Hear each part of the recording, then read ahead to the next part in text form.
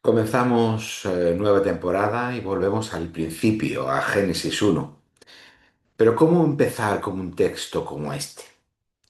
Un texto que a muchos podrá parecerles obsoleto, porque ya sabemos por la ciencia que la información que nos provee es errónea, ya que el mundo no fue creado en 7 días, sino a través de un proceso evolutivo de miles de millones de años. Un texto sobre el que se han batallado tantas guerras políticas y sociales que resulta prácticamente imposible no comenzar haciendo referencia a muchas de ellas. En el mundo evangélico, especialmente en el mundo norteamericano, las discusiones han sido eternas. El literalismo, es decir, tomar el sentido del texto bíblico al pie de la letra, o el concordismo, es intentar casar el texto bíblico con el conocimiento científico de cada época, se ha mostrado como callejones sin salida. ¿Qué hacemos con Génesis 1? ¿No sería mejor comenzar con otro texto menos disputado? ¿No se trata en definitiva de un texto mítico que pertenece a una perspectiva del mundo ya superada? La respuesta a todas estas preguntas y objeciones es un rotundo no. Porque todas estas posiciones, tan distintas entre sí y perteneciendo a trincheras ideológicas y políticas tan diferentes, comparten un rasgo común.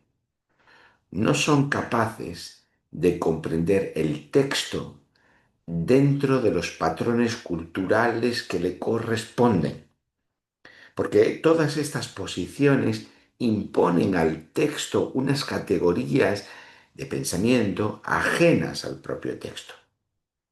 Por ello, nuestra lectura quiere devolver el texto a su mundo cultural, al entramado de significados correspondiente a la sociedad y la cultura que los ha producido.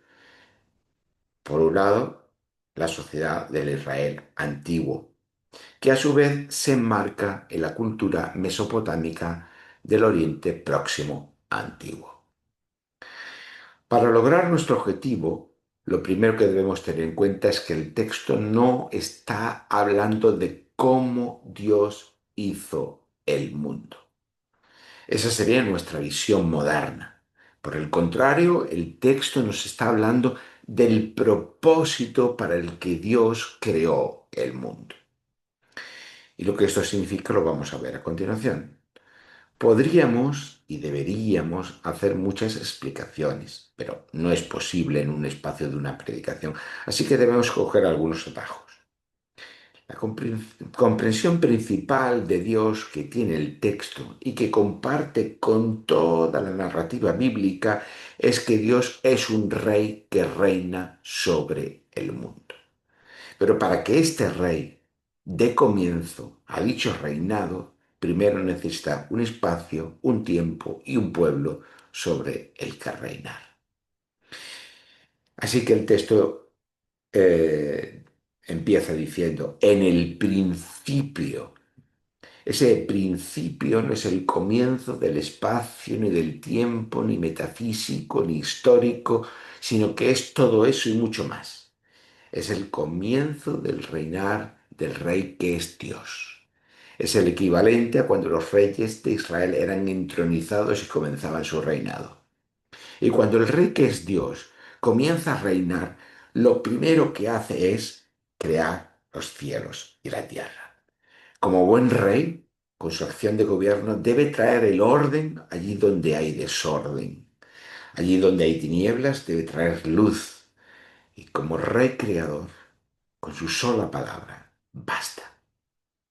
El texto continúa la narración con la creación de los cielos, de la tierra, de la vida vegetal, del sol y la luna, de los seres vivos, terrestres, marinos y por último el ser humano, hombre y mujer. No podemos extendernos en explicar con detalle el texto dentro de sus propios patrones culturales, pero sí que podemos apuntar algunas reflexiones que nos podrán ayudar a comprender el texto mejor. En primer lugar, reiterar lo dicho. No podemos interpretar que el propósito del texto sea decirnos cómo Dios creó el mundo. La creación no, el relato de la creación no se trata del origen ni de la causa material del mundo, sino acerca de su propósito. ¿Para qué Dios crea el mundo? Este es el propósito principal del texto. De igual manera, tampoco podemos encerrarnos en una discusión estéril acerca de una creación material en 6 días y discutir si son 6 días literales de 24 horas o periodos de tiempo o cualquier otra cosa. Nada de esto tiene sentido desde el punto de vista del texto. Lo que sí podemos decir es que el texto quiere comunicar que el Dios bíblico es un Dios creador. Eso en primer lugar. Y en segundo lugar, que el mundo creado es distinto a Dios. El mundo no es divino, ni tampoco el mundo está lleno de dioses. Es decir, se descarta tanto el panteísmo como el politeísmo, porque solo hay un Dios. Y el mundo no es Dios. Si repasamos la lista que hemos enumerado en este relato de la creación, bajo el punto de vista del mundo cultural mesopotámico, esa lista responde polémicamente a los distintos ámbitos que en esa matriz cultural del mundo mesopotámico respondía a distintos aspectos de la vida cotidiana que estaba regido por distintos dioses, distintas divinidades. Por ejemplo, el sol y la luna eran divinidades, pero también distintos animales eran representación de diferentes divinidades.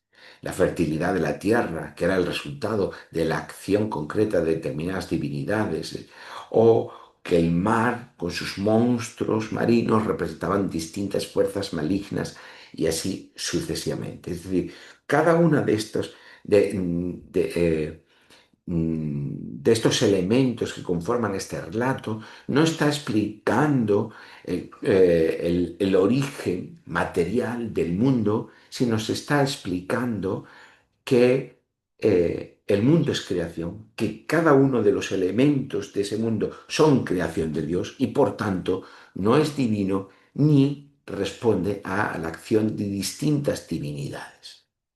Así que el Dios bíblico es un Dios creador, un Dios único, que con su reinar pone orden en el mundo creado, y todo ello quiere hacer comprender, dentro de esa matriz cultural, que el mundo ni es divino ni está lleno de dioses. Y aquí hay una distinción fundamental. Dios no es el mundo no es Dios. Sin embargo, que el Dios no es el mundo y el mundo no es Dios, Dios y su reinar participan activamente del mundo, o lo que es lo mismo, Dios a través de su reinar participa activamente del mundo. En nuestra cultura moderna, a partir del siglo XVIII para acá, nos hemos acostumbrado a pensar que si Dios existe está alejado del mundo, que hay una separación fundamental entre lo natural y lo sobrenatural. Y que, que una cosa no tiene nada que ver con la otra, que lo sobrenatural no tiene que ver con lo natural, que lo natural está regido por sus propias leyes, leyes naturales, y que lo sobrenatural es otra cosa distinta que de vez en cuando puede irrumpir en lo natural como de una manera milagrosa. Esta concepción del mundo, que para nuestra cultura es lo normal, es profundamente desafiada por el texto bíblico, porque el mundo no es divino, pero Dios no está lejos del mundo. El cielo es la otra cara del mundo, no un lugar distinto, separado, lejano. Cielo y tierra no son lo mismo, pero tampoco están separados. Dios se hace presente en el mundo por medio de su reinar. Y esto es un elemento crucial para entender lo que la Biblia nos cuenta. Otro aspecto importante del relato de la creación es la creación del ser humano. Lo distintivo aquí es que el ser humano, creado por igual, varón y hembra, es imagen y semejanza de Dios. Varón y hembra representan la imagen y semejanza de Dios de manera en igualdad de condiciones, diríamos. Las culturas mesopotámicas, por el contrario, el ser humano es creado para suplir las necesidades de los dioses. De hecho, el culto en los templos se concebía de esta manera. El templo daba cobijo al dios, los sacrificios le daban comida y bebida, y en contrapartida de la divinidad determinada a la que se rendía culto, se recibían bendiciones. En no pocas ocasiones en el mundo cultural mesopotámico los seres humanos se concebían como esclavos, en el sentido de sirvientes de los dioses.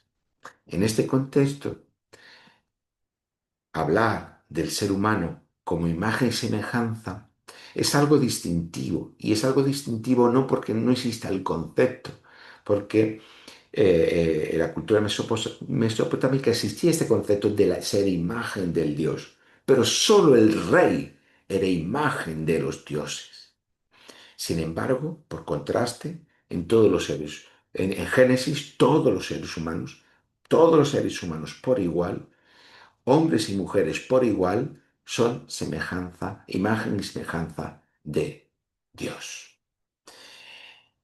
Y no son objeto de esclavitud. ¿Por qué? Porque esta imagen y semejanza de Dios le confiere al ser humano una dignidad y un respeto especial.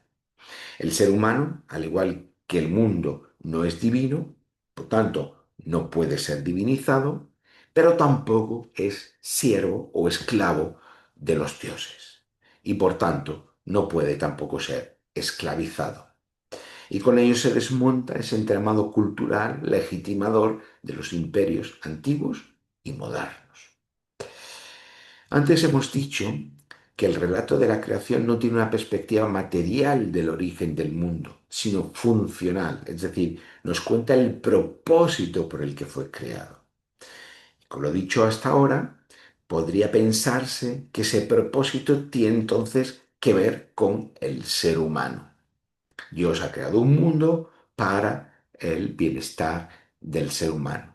Dios crea un mundo que se desdiviniza, crea al ser humano con una dignidad especial, entonces la consecuencia lógica podría ser que Dios crea el mundo para el ser humano y su bienestar. Pero esto tampoco es la lógica del texto bíblico. Nuestro relato no termina en el versículo 31 del capítulo 1, como nos podría hacer pensar en la división de capítulos, sino en el versículo 4, la primera parte del versículo 4 del capítulo 2, donde leemos: estos son los orígenes de los cielos y la tierra cuando fueron creados. O, en la versión de la palabra, esta es la historia de la creación del cielo y de la tierra. Y aquí hay un elemento fundamental. El texto bíblico dice que Dios descansó el séptimo día de la creación. Nuestra cultura, descansar es el equivalente a no hacer nada o tener un tiempo de ocio, es decir, una interrupción de las obligaciones y tareas diarias. Sin embargo, hemos dicho desde el principio que el texto presupone que Dios no es solo único y creador, sino también que crea en su condición de rey. En este sentido, descansar equivale a que el rey es entronizado, es decir, que toma su posición de mando en el mundo.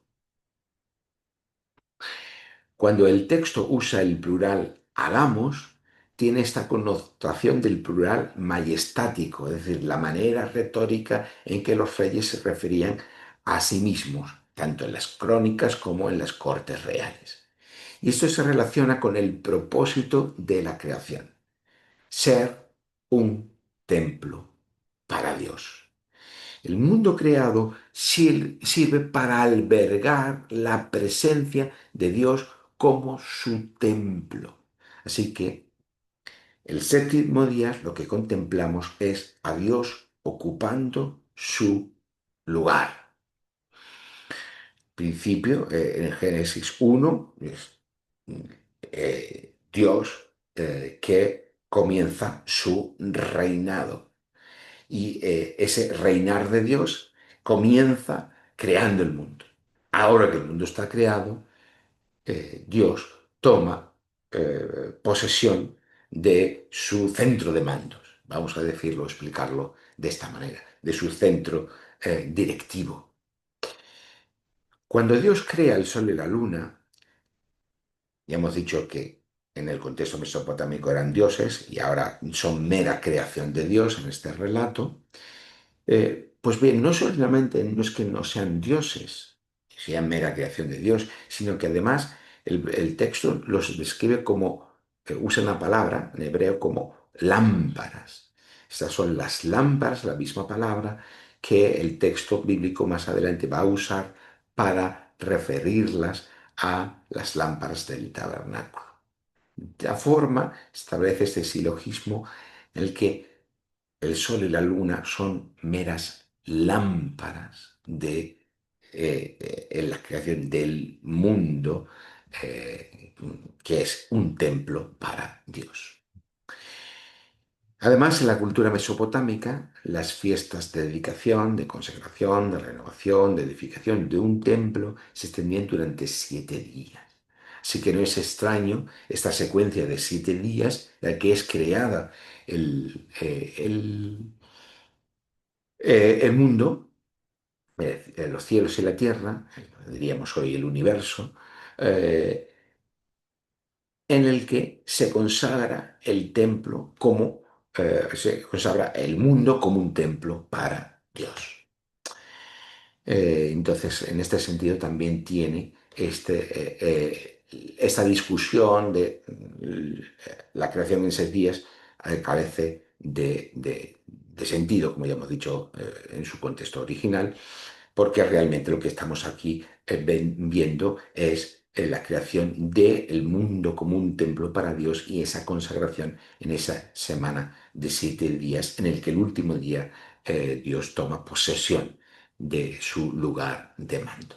Porque la relación entre creación y templo es muy intensa a lo largo de toda la escritura, no solamente aquí en Génesis, sino a lo largo de todo el relato eh, del Pentateuco, posteriormente también, incluso en los propios evangelios o en el libro del Apocalipsis, por mencionar algunos, aunque habría muchas más resonancias, como también encontramos en los profetas o en los salmos. El templo es una representación de la creación del cosmos, del universo, porque la creación es un templo. El gran velo del templo tenía una representación del cielo. Ambos, creación y templo, tienen el mismo propósito, albergar la presencia de Dios. Por tanto, el templo es un microcosmos que representa el mundo y viceversa. El mundo es creado por Dios no solo para el disfrute y el uso del ser humano, sino para albergar la presencia de Dios que reina en el mundo para traer un orden sabio justo, para que no reine el desorden y las tinieblas, que es lo primero que hace Dios al crear. La luz no es tanto la idea de una creación de origen material de la luz, sino crear un orden allí donde hay desorden. Allí como en el texto bíblico en hebreo dice, Tohu Babohu es el orden, el caos, las tinieblas. Dios pone orden con su reinar en este mundo. Y por lo tanto, la luz es lo contrario a ese desorden, a esas tinieblas. Como decimos, sin embargo, Dios no es un rey autócrata que quiera reinar solo a golpe de decreto, sino que delega su reinar en aquellos que ha creado a su imagen y semejanza, es decir, los seres humanos.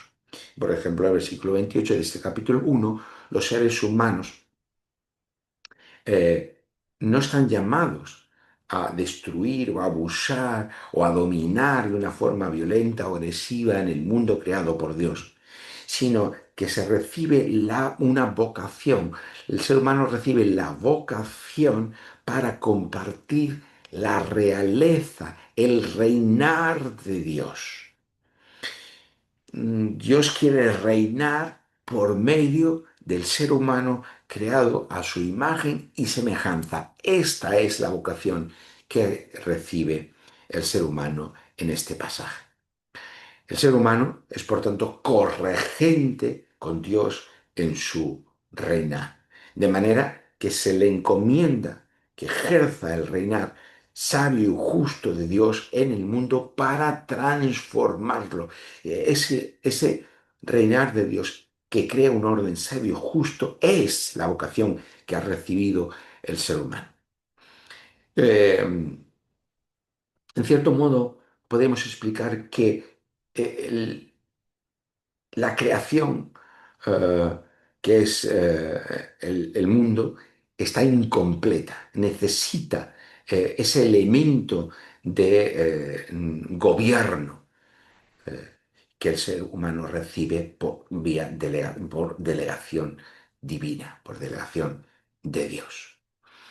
Otra cosa es lo que el ser humano hará con esa delegación divina, con esa corregencia, con esa necesidad de crear, de reinar, creando un orden sabio justo. Esto ya será otro tema que veremos más adelante. La imagen y semejanza del ser humano, por tanto, es la capacidad creativa, igual que Dios es creador, es su capacidad creativa en todas las áreas que actúa el ser humano y que puede actuar el ser humano para ejercer este reinar delegado de Dios de manera sabia y justa. Toda la Biblia va a tener precisamente aquí, en esta vocación, un criterio de evaluación de todos los reyes, de todos los reinos, de todos los imperios, incluidos los propios que ejerza Israel, el pueblo de Dios. Por último, para ir concluyendo, evidentemente de aquí se pueden extraer muchísimas consecuencias que las iremos viendo a lo largo de toda la temporada en el relato bíblico, pero hoy pues obviamente no las podemos tratar. Pero este mes de septiembre, como iglesia, celebramos junto al resto de cristianos en el mundo el tiempo de cuidado de la creación.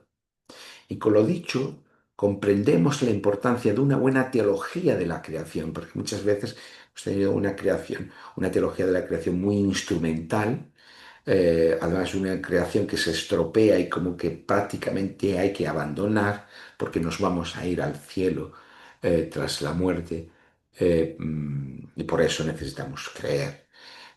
Pero esa es una teología muy deficiente de la creación. Necesitamos una buena teología de la creación, como hemos esbozado en esta mañana, entender que el mundo es creado por Dios para ser habitado por Dios y por los seres humanos en comunión con Dios, para ejercer este reinar delegado por Dios. Desde este punto de vista, la creación se convierte en algo valioso, que hay que cuidar, que hay que proteger, que hay que incluso actuar, con la que se pueda actuar creativamente, positivamente, esperanzadamente, para crear por medio de ese reinar sabio justo un orden en el mundo. Em, Como seres humanos estamos llamados a compartir este reinar justo y sabio de Dios, que hemos dicho, en nuestras acciones cotidianas. Nuestras acciones cotidianas deben convertirse en reflejo de este reinar de Dios. Un reinar sabio justo en nuestra familia, en el mundo social y político, en el cuidado y la protección de la creación, en cada una de las áreas donde el ser humano es capaz de actuar creativamente. La dimensión de todo lo dicho ya lo vamos a ir viendo y vamos a ir desgranando a lo largo de toda la temporada, por lo tanto somos invitados a escuchar toda esta serie de predicaciones que iniciamos en esta mañana. Esta vocación que recibimos de parte de Dios nos llama no a apartarnos del mundo, no a huir del mundo, no a esperar el fin del mundo. Todo lo contrario, porque el mundo está destinado a ser la habitación de Dios. Dios va a habitar el mundo. El mundo, cuando hablamos de mundo, hablamos de creación, hablamos de universo, hablamos de realidad. Así que estamos llamados a participar activamente en el mundo como corregentes de Dios. Nuestras acciones no traen el reino de Dios, pero sí contribuyen para el reino de Dios.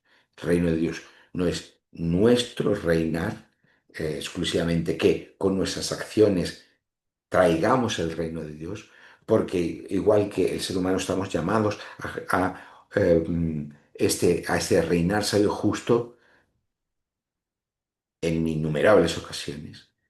Nuestro reinar se revela como todo lo contrario, como un reinar necio, injusto, que crea desigualdad, opresión, mal, destrucción, muerte.